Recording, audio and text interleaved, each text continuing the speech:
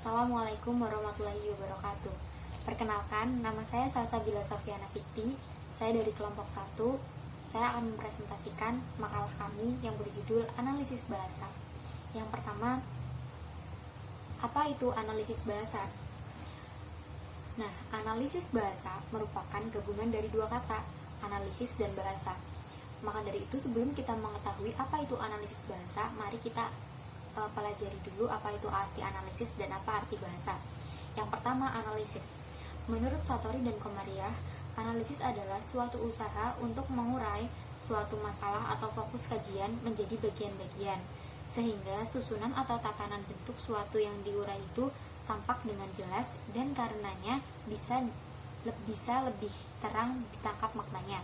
Di sini dapat kita simpulkan bahwasanya menurut Satori dan Komariah, analisis merupakan usaha untuk menguraikan suatu tatanan atau susunan yang nantinya kita akan lebih mudah mengerti maknanya. Seperti itu. Selanjutnya, setelah kita mengetahui apa itu arti analisis, selanjutnya kita akan mempelajari tentang apa itu bahasa. Menurut Samsuri, adapun pengertian bahasa adalah alat yang dipakai untuk membentuk pikiran dan perasaannya, keinginan dan perbuatan-perbuatan. Alat yang dipakainya untuk mempengaruhi dan dipengaruhi, dan bahasa adalah dasar pertama-tama dan paling berurat-urat dari masyarakat atau manusia. Di sini dapat kita simpulkan bahwasanya bahasa merupakan alat yang digunakan manusia untuk mengkomunikasikan kepada manusia lain tentang gagasan-gagasan yang dimiliki, pikiran yang kita pikirkan, yang ingin kita ungkapkan, atau perasaan yang ingin kita sampaikan menggunakan bahasa. Jadi bahasa sebagai alat komunikasi. Nah, selanjutnya di sini juga dijelaskan bahwasanya bahasa adalah dasar pertama-tama dan yang paling berurat dari masyarakat atau manusia. Nah, di sini juga dapat kita simpulkan bahwasanya bahasa merupakan alat yang pertama digunakan manusia. Contohnya saja seperti bayi. Bayi yang pertama lahir mungkin tidak bisa berbahasa, memang bukan mungkin ya, tentunya tidak bisa berbahasa seperti kita, seperti saat ini. Tapi bayi juga memiliki bahasanya sendiri. Contohnya, seperti bayi saat ingin minum, pasti dia akan menangis atau memberikan tanda yang berupa bahasa tubuh seperti itu. Nah, setelah kita mengetahui arti dari analisis dan bahasa, maka dari itu kita dapat menyimpulkan apa itu analisis bahasa. Analisis bahasa merupakan kajian yang dilaksanakan terhadap sebuah bahasa guna meneliti struktur bahasa tersebut lebih mendalam. Seperti itu. Selanjutnya, setelah kita mengetahui analisis bahasa, selanjutnya kita akan mengetahui tentang jenis-jenis analisis bahasa. Jenis-jenis analisis bahasa yang pertama adalah analisis fonem. Menurut Samsuri, analisis fonem-fonem sebuah bahasa akan berhasil dengan baik apabila bahan yang dikumpulkan secara fonetis itu lengkap dan sangat kecil-kecil. Nah, apa itu analisis fonem? Analisis fonem, seperti kita ketahui saja, kita pernah mempelajari apa itu fonologi. Fonologi ya, fonologi kan berhubungan dengan fonem. Fonem merupakan lambang bunyi bahasa. Nah, di sini mengapa disebutkan bahwasannya akan berhasil dengan baik apabila bahan yang dikumpulkan secara fonetis itu lengkap dan secara kecil-kecil. Nah, fonologi kan merupakan ilmu utama dari yang kita pelajari tentang bahasa ya. Makanya di sini juga disebutkan bahwasanya jika ingin mengetahui lebih dalam tentang bahasa, yang pertama dilakukan adalah melalui analisis fonem. Yang kedua, analisis morfem. Analisis morfologi mengkaji morfologi untuk dapat mengetahui unsur terkecil dari sub bahasa Kawi, bahasa Makassar, bahasa Madura, bahasa Palembang, dan lain-lain. Nah, di sini dapat kita simpulkan bahwasanya seperti yang kita pelajari pada morfologi. Morfem merupakan satuan gramatikal terkecil yang dapat yang memiliki makna. Nah, untuk itu analisis morfologi juga mengkaji morfem untuk dapat mengetahui unsur terkecil. Unsur terkecil morfem kan tentunya sudah memiliki makna. Beda halnya dengan seperti tadi fonem ya. Nah, di sini kita dicontohkan dapat mengkaji morfem dari bahasa-bahasa seperti bahasa Kawi, bahasa Makassar, bahasa Madura, dan lain-lain ya. Selanjutnya ada analisis kalimat. Apa itu analisis kalimat? Yaitu merupakan suatu analisis kalimat berdasarkan bentuk berbahasa. Sejumlah kalimat sebagai bentuk bahasa tulis yang dihasilkan manusia hakikatnya dapat ditelusuri pola kalimat dasarnya. Seperti misalnya contoh ingin menganalisis bagaimana suatu kalimat itu akan tetap menjadi kalimat yang baik atau tidak ketika diubah bentuknya. Seperti ibu pergi ke pasar, akankah tetap menjadi kalimat yang baik ketika objeknya diganti ke depan, jadi dipindah-pindah seperti itu. Itu dapat dilakukan melalui analisis kalimat. Selanjutnya, analisis deskriptif. Analisis deskriptif mengumpulkan informasi mengenai status suatu gejala, yaitu gejala yang ada, yaitu keadaan menurut apa adanya pada saat penelitian. Nah, di sini analisis deskriptif digunakan untuk mendeskripsikan suatu hal sesuai dengan keadaan yang ada. Seperti itu. Jadi tidak ditambah-tambahi dan tidak sesuai dengan pikiran penulis, tapi sesuai dengan keadaan yang ada. Nah, selanjutnya mari kita masuk ke dalam materi kelas 7 ya. Apa itu teks laporan hasil observasi?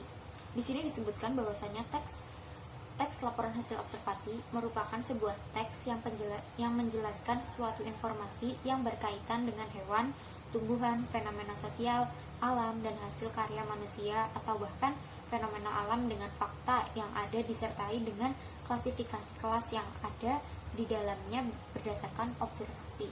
Nah, di sini nama teksnya saja sudah jelas ya, teks laporan hasil observasi.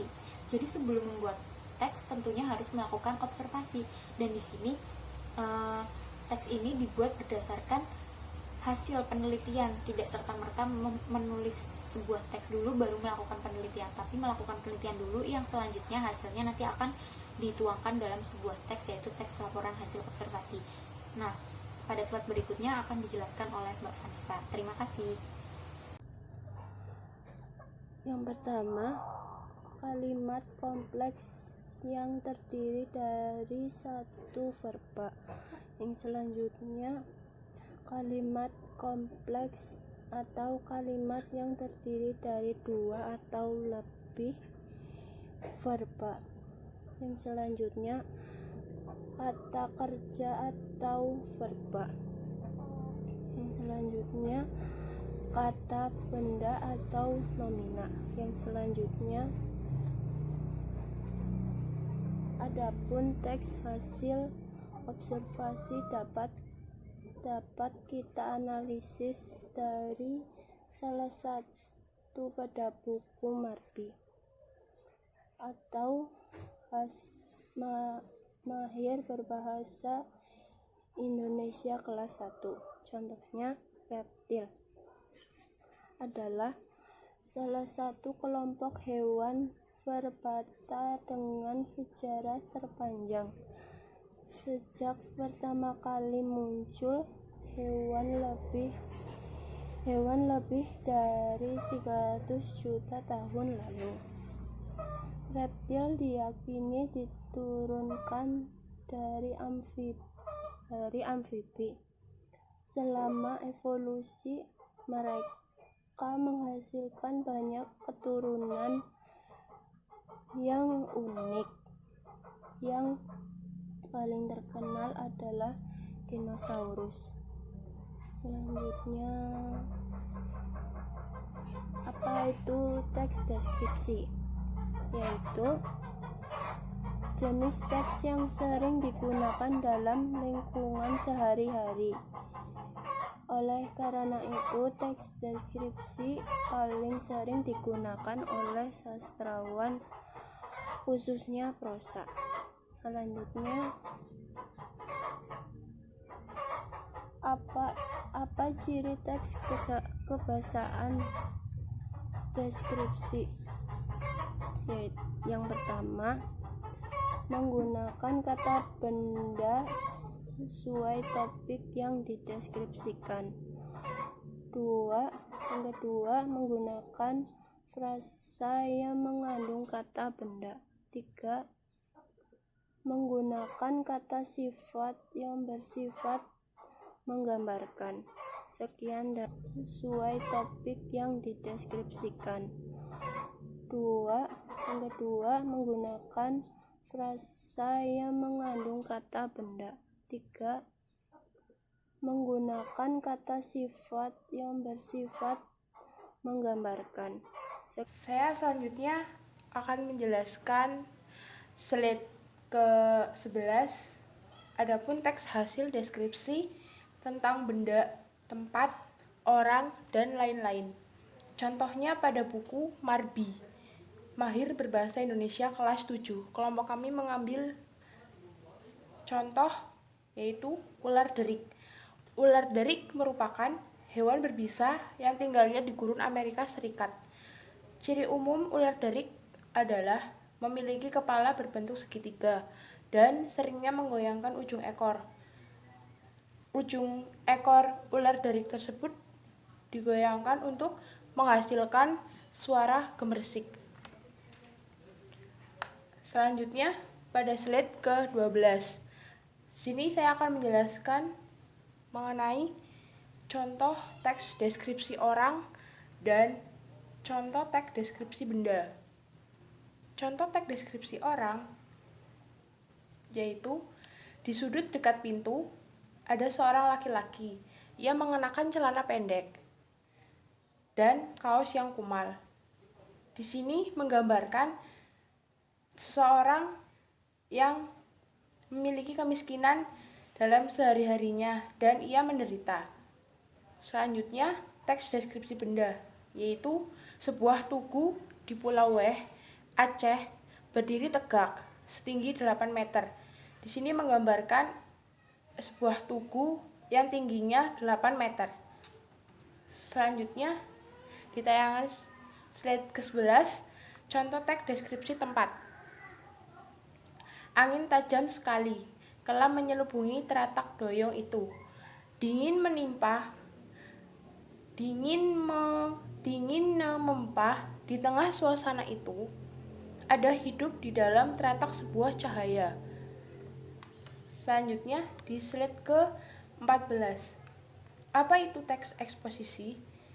Teks eksposisi merupakan sebuah karangan atau paragraf yang mengandung informasi atau pengetahuan yang mencoba digambarkan dalam bentuk yang singkat, padat, dan jelas. Jadi di sini teks eksposisi suatu karangan yang dibuat oleh manusia dalam secara bentuk yang singkat, padat, dan jelas. Apa ciri-ciri teks eksposisi? Ada 3. Yang pertama, adanya pronomina. Yang kedua, nomina dan verba. Yang ketiga, konjungsi atau kata hubung. Pada slide ke-15, ada contoh teks eksposisi. Kelompok kami mengambil salah satu contoh teks eksposisi, yaitu fungsi jantung. Secara umum, fungsi jantung adalah memompa darah ke seluruh tubuh dan menampungnya kembali setelah dibersihkan oleh organ paru-paru. Terima kasih. Sekian presentasi dari kelompok kami. Apabila banyak kekurangan, kami mohon maaf yang sebesar-besarnya. Wassalamualaikum warahmatullahi wabarakatuh.